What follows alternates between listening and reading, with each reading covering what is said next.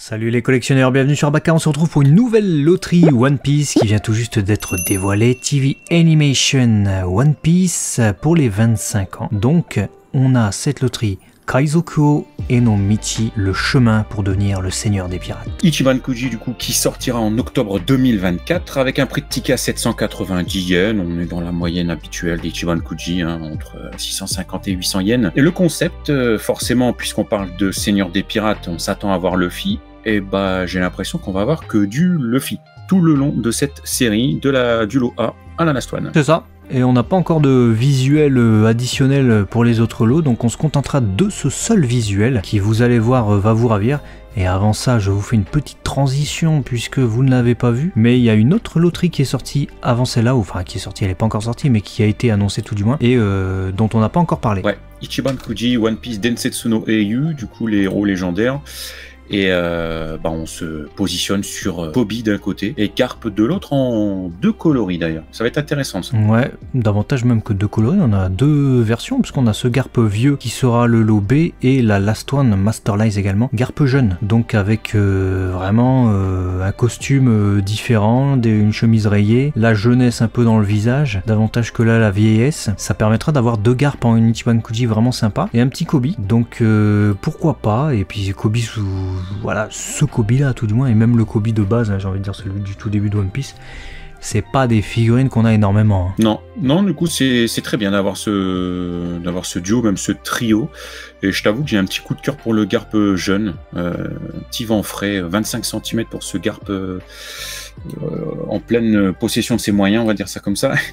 Je trouve ça original, donc ça fait plaisir. Ouais, ça va faire plaisir, et du coup ça arrivera pour tous ceux qui se posent la question au mois de septembre 2024, le 14 septembre 2024 au Japon, pour être précis. Prix du ticket 750 yens, et on attend ça avec impatience. On va revenir sur la loterie qui vient tout juste d'être dévoilée avec ce lot A, du coup 20 cm, c'est Monkey D. Luffy. Et alors, si cette pose vous dit quelque chose avec les deux tonneaux là, c'est évidemment parce que c'est un plan tiré de l'opening We Are, le tout premier. J'adore, voilà, je vais pas tourner autour du pot. Je trouve que si on a cette qualité de réalisation là, franchement j'achète le dégradé sur le pantalon, les petits froufrous là au niveau de ses finitions là au-dessus du genou, le chapeau, les cheveux, et puis je sais pas, il y a une symbolique qui se dégage, même la gestuelle, son bras est bien posé je trouve, les doigts, les mains. Moi j'aime beaucoup ce que ça dégage. Disons que pour un perso qui est fait forcément je ne sais combien de centaines, milliers de fois, je les compte même plus, on arrive à avoir une proposition originale qu'on a envie d'avoir, et du coup je souligne le fait qu'on ressente ça. Ouais, au-delà de ça même, j'ai envie de dire qu'on a un savoureux mélange entre une qualité de réalisation très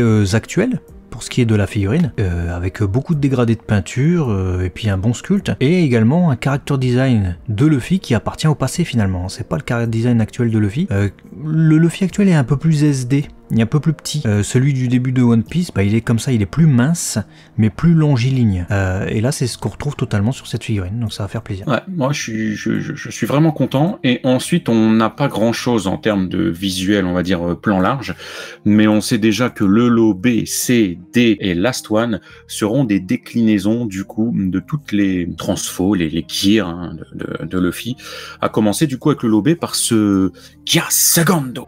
Il tape le sol comme ça. Ouais, et ça va faire plaisir. Tu sais pourquoi? Parce que il y a un Gear Second comme ça qui est sorti dans cette pose là, mais avec le regard bien énervé, avec le t-shirt orange en figure de 0, mais il correspondait à Marineford. Donc finalement la scène en figurine de qualité où le Gear Second se révèle, tu sais, si on fait un comparatif avec le Kaioken Goku qui exécute le Kaioken pour la première fois, on l'a 150 millions de fois en figurine. Mais Luffy qui exécutait le Gear Second pour la première fois, non, il n'y avait pas. Donc on va enfin l'avoir avec cet Ichiban Kuji. Ouais, ça c'est génial. C'est vraiment génial. En plus, regardez le sculpte, quoi. Punaise, c'est juste incroyable. On arrive à ressentir la puissance du coup. On voit ses veines, la position, on voit les muscles. J'espère qu'elle va arriver comme ça chez nous, parce qu'elle est incroyable. Moi je l'adore. Celle-ci, pourtant c'est petit un visuel. Mais bon. Ouais, ça sera petit. On imagine peut-être du, je sais pas, 10-12 cm, tu vois. Ça va pas être de grandes figurines, je pense, pour ce qui est du reste. Contrairement au lot A qui sera bien avec ses 20 cm. Après, on peut avoir une surprise avec le lot suivant qui sera peut-être le lot C. Luffy qui souffle dans son pouce. Voilà. ça arrive. C'est évidemment le Gear Third. Donc proposition originale, on a très peu de figurines il me semble du Gear Third, ou alors c'est souvent en train de frapper. Là, il souffle dans son pouce. Moi j'aime bien. Ah moi j'aime bien, moi je valide. Tu l'as dit, à chaque fois qu'on a, c'est toujours la conclusion, la violence du geste, on va dire ça comme ça. Là non, on est vraiment dans la prépa quoi. C'est super original quoi.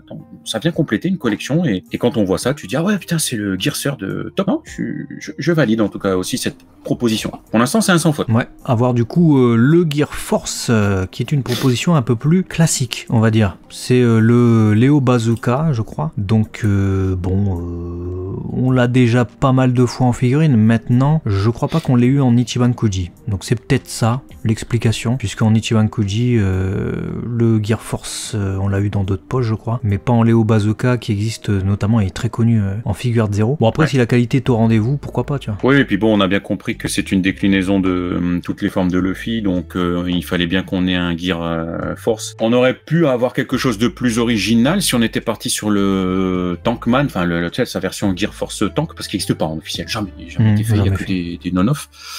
Mais bon, est-ce que c'est représentatif du Gear Force comparativement peut-être à ce Léo Bazooka? Bon, puis c'est difficile, je vous laisse juge. Parce que le Gear Force, je pense que de toutes les formes de Luffy, c'est celui qui existe le plus en produits dérivés. Il est partout et du coup je pense que malheureusement tout a déjà été fait, en tout cas pour ce qui est d'emblématique. Le Léo Bazooka, sa première apparition face à Doflamingo, sa réapparition ensuite face à Big Mom, en fait tout est fait tu vois, et sa pose de combat habituel qui est repris du théâtre No et tout ça, bon on l'a déjà. Du coup qu'est-ce que tu veux faire en fait, à part le faire peut-être voler, tu sais, quand il se propulse avec ses jambes à la limite. Ouais à la limite, ouais. Bon après écoute, la propale elle est pas dégueulasse, donc au moins c'est réussi, ça fera un bel ensemble. Enfin, ça a l'air réussi du moins. Et après, on peut vous proposer de parler de la Last One, qui sera du coup le Gear Fifth. Ouais, du coup une propale qu'on a déjà eu en quelque sorte avec les WCF. Pas la même qualité, pas le même genre de figurine. Et également, sur le diorama, me semble-t-il, de la figure de 0 gigantesque de Luffy, là, tu sais, où il fait le guignol et tout ça. On a un peu un délire comme ça avec les yeux. Maintenant, j'ai envie de dire, tout le monde ne va pas acheter cette figure de 0. Elle est super chère. La WCF, c'est vraiment des petites figurines, ça n'a rien à voir. Donc avoir une proposition d'Ichiban Koji de ce Luffy Gear Fifth avec les yeux Looney Tunes là, bah pourquoi pas. Tu vois, des Gear Fifth on en a 150, au moins c'est un truc qui sort de voilà de ce qu'on a le plus communément, j'ai envie de dire, l'habitude de voir, et en plus la langue comme ça, les effets et tout, c'est plutôt pas mal. Moi je suis totalement d'accord, c'était le meilleur choix je pense pour une figurine d'une vingtaine, 15-20 de centimètres, ça vient compléter le panel des figurines existantes. Donc, ouais, à mon avis, ça sera plutôt 12-15 cm, je pense.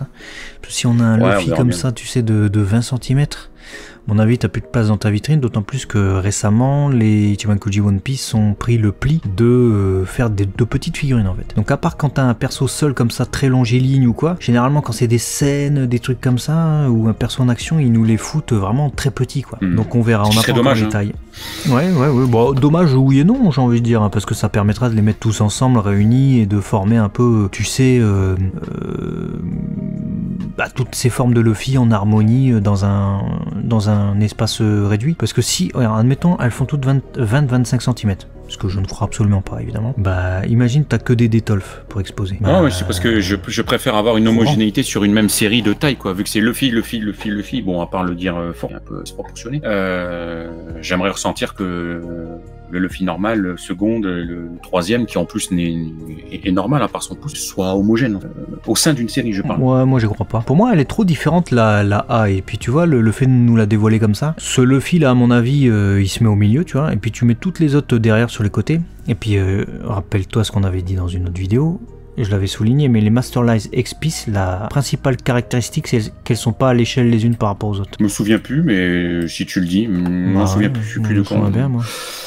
Donc tant mieux, je me souviens. Mais il me semble que c'était pas les amiraux qui étaient X-Piece. Il me semble que c'était les amiraux qui pourtant étaient eux à l'échelle. Mais enfin bref, on verra. De toute façon, on n'a rien. On pourra se positionner. Là, on suppute quand on aura les tailles. Et soit on sera agréablement surpris, soit déçu, soit on aura peut-être aussi d'autres visuels, comme tu dis, où on les verra en diorama, tu sais. Et peut-être on se dira, ah putain, c'est stylé comme ils l'ont exposé pour leur promo. Wait and see. Ouais, voilà. Dites-nous ce que vous en pensez. Moi, je n'y crois pas des grandes figurines pour ces petits petite Luffy en bas, ça me paraît improbable. Vu la taille actuelle des Ichiban Kuji de One Piece, dites-nous si vous êtes d'accord ou pas. Dites-nous également laquelle vous attendez le plus. Et si vous êtes réjoui par ces annonces, également l'autre loterie, n'oubliez pas également celle qui est dédiée à Kobe et Garp qui va faire plaisir. Et à très vite sur Abaka HND. Collectionneur, des bisous.